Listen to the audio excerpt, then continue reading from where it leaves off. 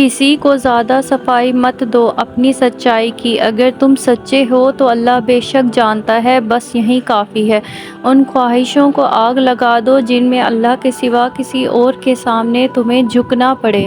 نیچے گرنا ایک حادثہ ہے، نیچے رہنا ایک انتخاب ہوتا ہے انسان کا۔ جو خطرہ مول لینے کی ہمت نہیں رکھتا وہ زندگی میں کچھ بھی نہیں کر پائے گا کبھی بھی۔ اسی طرح ایک اور جگہ فرمایا ہے، کسی چیز سے تمہارا دل مطمئن نہ ہو اس پر کبھی بھروسہ مت کرنا، کیونکہ دل آنکھ سے بہتر دیکھتی ہے۔ ہمیشہ اپنی مٹی پر چلنے کا سلیقہ سیکھو، کسی کے سنگ مرمر پر چلو گے تو ہمیشہ پھسل ہی جاؤ گے تم۔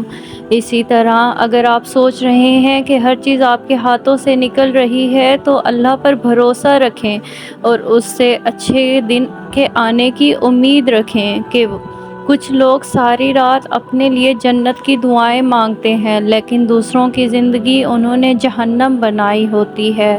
اسی طرح اپنی طرف سے بھرپور کوشش کیجیے، سخت محنت کیجیے، طریقہ صحیح اور جائز اختیار کیجیے، دعا کیجیے اور امید رکھیے۔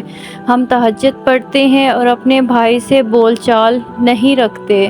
اسی طرح ایک اور جگہ ہے، ہم نیک کام کرتے ہیں مگر غیبت نہیں چھوڑتے۔ اسی طرح اور جگہ فرمایا ہے، علامہ اقبال نے، جب تک آپ کو تکلیف نہیں ملتی تب تک آپ کسی بھی چیز میں تبدیلی نہیں لاتے اور نہ ہی کبھی سمجھتے ہیں اس تکلیف کو۔ زندگی میں کبھی بھی اپنے ہنر پر غرور مت کرنا، کیونکہ پتھر جب بھی پانی میں گرتا ہے اپنے ہی وزن سے ہمیشہ ٹوٹ جایا کرتا ہے۔ خدا پر بھروسہ رکھو جو تمہاری نافرمانی کے باوجود بھی تم پر تمہارا رزق بند نہیں کرتا۔ غم کی زندگی میں سب سے بڑی اہمیت یہ ہے کہ غم دل کو بہت نرم کر دیتا ہے، اور اگر غم نہ ہو تو انسان پھر ہمیشہ پتھر ہی بنا رہتا ہے۔ انسان کے الفاظ نہیں بولتے، بس اس کا وقت بولتا ہے ہمیشہ اس کے لیے۔ اسی طرح جب کنواں خشک ہو جاتا ہے تب لوگوں کو پانی کی قیمت کا پتہ چلتا ہے، لہٰذا آپ کے پاس جو ہے اس کا شکر ادا کیا کریں ہمیشہ۔ اگر یہ چار نشانیاں ظاہر ہو جائیں تو سمجھ لیں اللہ آپ کو بلند مقام دینے والا ہے۔ پہلی، بندے کی عبادت میں لطف آنا شروع ہو جاتا ہے، دوسری، وہ اللہ کے ہر فیصلے پر راضی ہو جاتا ہے، اللہ اسے بڑے سے بڑے غم میں کبھی بھی نہیں ڈالتا۔ اسی طرح خوشی ایک انتخاب ہے اور باقی سب کچھ نقطۂ نظر کا معاملہ ہوتا ہے انسان کے لیے۔